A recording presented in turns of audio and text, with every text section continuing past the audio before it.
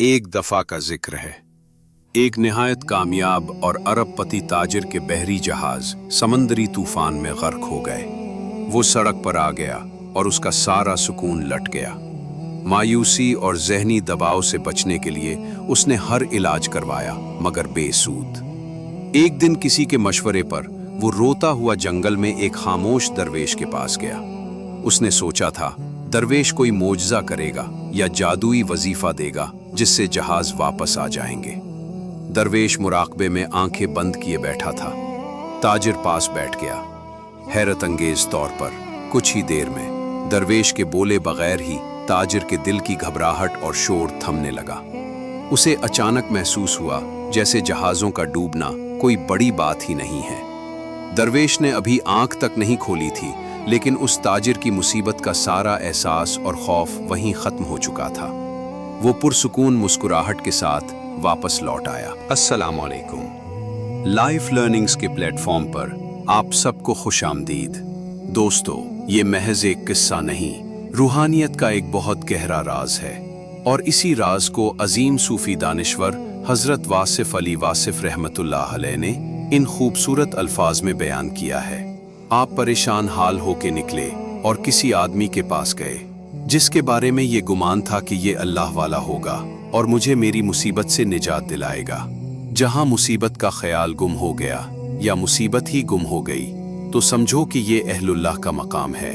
آج کے دور میں ہم سب کسی نہ کسی پریشانی کا شکار ہیں، اور جب ہم ٹوٹ جاتے ہیں تو کسی اللہ والے کو ڈھونڈتے ہیں کہ وہ کوئی دم کرے اور راتوں رات ہماری غریبی یا دکھ ختم ہو جائے۔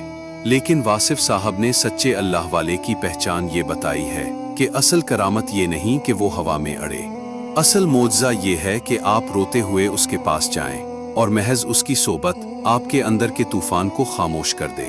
آپ کی وہ مصیبت اچانک آپ کو بے وقت لگنے لگے۔ انسانی نفسیات کا اصول ہے کہ اصل مصیبت بیرونی واقعہ نہیں بلکہ ہمارا خوف ہوتا ہے۔ مثال کے طور پر اگر کسی کی اچانک نوکری چلی جائے تو اصل مصیبت نوکری کا جانا نہیں ہے بلکہ وہ خوف ہے کہ اب کیا بنے گا، بچوں کا پیٹ کیسے پلے گا۔ یہ خیال انسان کو کھوکھلا کر دیتا ہے۔ ایک کامل درویش آپ کے بیرونی حالات فوراً نہیں بدلتا، وہ آپ کے دل کا رخ دنیا اور اسباب سے ہٹا کر اللہ کی طرف موڑ دیتا ہے۔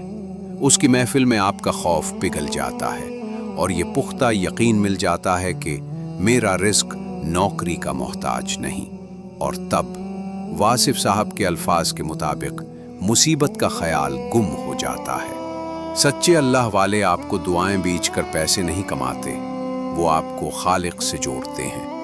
اگر کسی کے پاس جا کر آپ کا لالچ یا بے چینی اور بڑھ جائے تو وہ اللہ والا نہیں، دنیا دار ہے۔ لیکن اگر کسی کی محفل میں جا کر آپ کے آنسو چھلک پڑیں، دل ہوس سے پاک ہو جائے اور بڑی سے بڑی پریشانی بھی چھوٹی لگنے لگے تو وہی اہل اللہ کا سچا مقام ہے۔ آج کے لیے لائف لرننگ سے بس اتنا ہی۔ کمنٹس میں ضرور بتائیں کہ کیا آپ کو کبھی کسی ایسے خالص انسان کی صحبت نصیب ہوئی ہے جس کے پاس بیٹھ کر ساری پریشانیاں ہوا ہو گئی ہوں۔ ویڈیو پسند آئی ہو تو لائک اور شیئر ضرور کریں۔ اگلی بار ایک نئے اور چشم کشا سبق کے ساتھ پھر حاضر ہوں گے۔ تب تک کے لیے اپنا اور اپنے پیاروں کا خیال رکھیے گا۔ اللہ نگہبان۔